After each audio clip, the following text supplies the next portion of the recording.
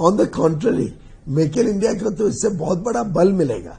Make in India के लिए एक प्रकार से बड़ी मार्केट खुलेगी 27 देशों की, और ऐसी मार्केट जो भारत से 5 गुनी बड़ी है। हमारी $4 ट्रिलियन की इकोनॉमी, उनकी 20 ट्रिलियन से अधिक बड़ी इकोनॉमी है। तो इतनी बड़े बाजार एक प्रकार से भारत के लिए खुलेगा, जिससे हम इकोनॉमीज ऑफ स्केल का लाभ ले सकेंगे।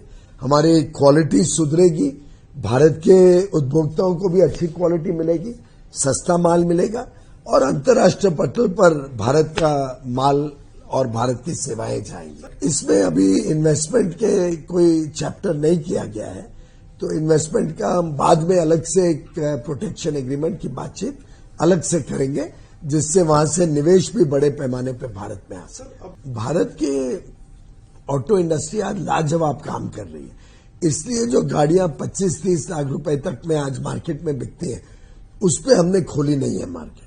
तो भारत के मैन्युफैक्चरर्स, भारत के उत्पादन करने वाले सभी ऑटो इंडस्ट्री को हमने प्रोटेक्ट किया है पूरी तरीके से। महंगी गाड़ियां वैसे भी बहुत कम आती हैं, छोटी बड़ी गाड़ियों का हमने संख्या देखी थी, महंगी जो लग्जरी कार्स है वो तो शायद 5-6 हजार ही आती है साल में। वो तो भारत में 5,000 गाड़ियां बनने का कोई संभावना नहीं है।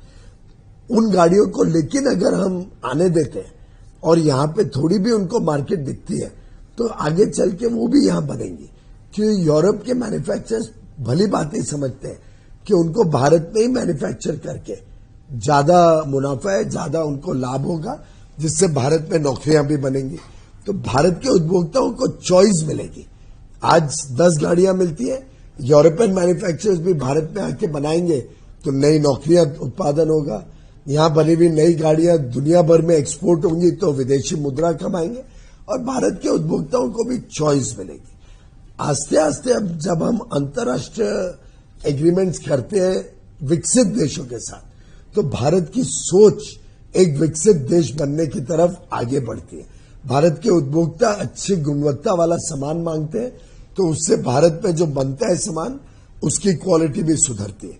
तो एक प्रकार से भारत अपने आप को तैयार कर रहा है उपभोक्ताओं को भी संतुष्ट करने का और अंतर्राष्ट्रीय बाजार में अपना माल बेचने का। किसानों को तो कोई दिक्कत ही नहीं है, उल्टे किसानों के लिए मार्केट खुल जाती है। उदाहरण के लिए हमारे चावल, गेहूं, सोया, मेज, मक्का, डेयरी, पूरी तरीके से दूध और दूध उत्पादन को बाहर रखा गया है। इस प्रकार के जो सीरियल्स, जो चीजें, पल्सेस, जो चीजें, दालें, जो चीजें हमें भारत में बनानी है, हमारे किसान मेहनत करते हैं और भारत में उत्पादन करते हैं, उन सबको इसमें से बाहर रखा गया।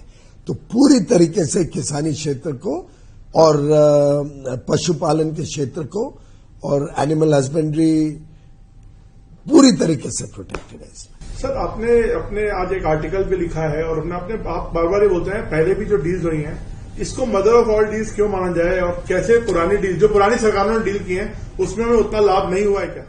भाई, जापान कोरिया के साथ कांग्रेस की सरकार ने एफटीए किया था। वो इतना खराब एफटीए है कि हमारी एक्सपोर्ट वहां पे बढ़ी नहीं है। वहां पे उन्होंने जो सामानों पे हमें ड्यूटी कंसेशन दिया वो वहां जा ही नहीं पा रहा है, और उनका सामान डबल हो गया, उनका इंपोर्ट डबल हो गया। तो ये एफटीएस भारत ने ज्यादा अपना मार्केट खोली और वहां की मार्केट हमें खुली नहीं है।